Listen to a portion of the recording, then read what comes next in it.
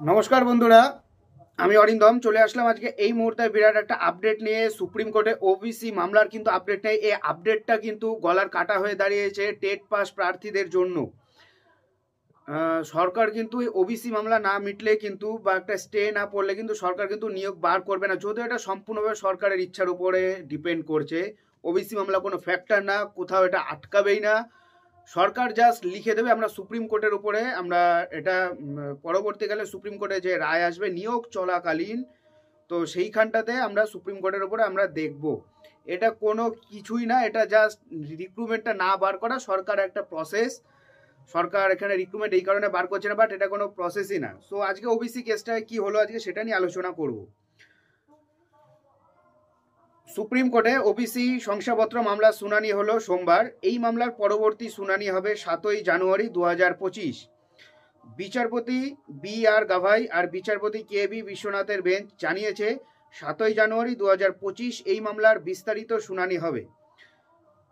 গতকাল বেশ কিছুক্ষণ ধরে শুনানি হলেও কলকাতা হাইকোর্টের নির্দেশে কোনো স্থগিতাদেশ দেওয়া হয়নি। তবে বেঞ্চ প্রায় 40 মিনিটের শুনানি করে মামলার সারসংক্ষেপ পর্যালোচনা করে। শুনানির সময় রাজ্যের পক্ষ থেকে আদালতকে জানানো হয় যে সার্ভে রিপোর্টটি মামলার নথির সঙ্গে সংযুক্ত করা হয়েছে, আদালতে বিস্তারিত পর্যবেক্ষণ করবে। গত শুক্রবার রাজ্য সরকারের আইনজীবী কপিল সিব্বল সুপ্রিম কোর্টে বলেন 77টি অনগ্রসর শ্রেণীর শংসাপত্র খারিজ করে দেওয়া হয়েছে।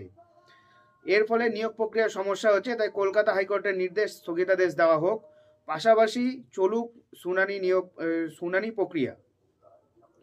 আইনজীবী কপিল সিব্বল সুপ্রিম কোর্টে বলেন 77টি অনগ্রসর শ্রেণীর শংসাপত্র খারিজ করে দেওয়া হচ্ছে, ফলে নিয়োগের সমস্যা হচ্ছে। প্রথমে সুপ্রিম কোর্ট শুধু সুরাহা দিতে স্থগিতাদেশ দেওয়ার বিষয়টি বিবেচনা করুক, তারপরে মামলা মূল বিষয় শুনানি হোক।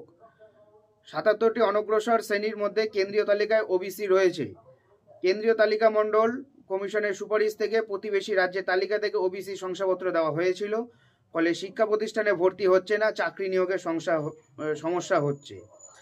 প্রসঙ্গত উল্লেখ, কলকাতা হাইকোর্ট 2010 সালের পর থেকে রাজ্য সরকারের দেওয়া যাবতীয় ওবিসি শংসাপত্র বাতিল করে দিয়েছিল। সেই রায়ে স্থগিতাদেশ চেয়ে সুপ্রিম কোর্টে দ্বারস্থ হয়েছে রাজ্য সরকার। সেই মামলার শুনানি চলছে দেশের সর্বোচ্চ আদালত সুপ্রিম কোর্টে। এটাতে সঙ্গে আমি বারবার বলছি, এতে নিয়োগ প্রক্রিয়া কোনো সমস্যা হবে না, কারণ ওখানে কিন্তু লেখাই ছিল যে নিয়োগে কোনো সমস্যা নেই, নিয়োগ যেমন করে চলছে চলবে। যে সার্টিফিকেটগুলো বাতিল হয়ে গেছে, চলতি নিয়োগে কোনো সমস্যা নেই, নতুন করে নিয়োগ করতে পারবে না এমনটাও কোথাও লেখা নেই। জাস্ট একটা এসএলপি করে নিলেই তো হয়ে যায়। আমার তো কথা তো সেটাই, একটা এসএলপি করে নেবে, যে এটা সম্পূর্ণ একটা বিচারাধীন, সুপ্রিম কোর্ট যেটা রায় দেবে তার উপরে জাজ করে এটা করাবে। That's it, close complete. So এটাই হলো আজকের আপডেট। এরকম আপডেট পাওয়ার জন্য অবশ্যই চ্যানেলটা সাবস্ক্রাইব করে আমাদের পাশে থাকার জন্য অনুরোধ করা হচ্ছে। চ্যানেলটা সাবস্ক্রাইব করুন। ধন্যবাদ, নমস্কার, দেখা হচ্ছে পরের ভিডিওতে।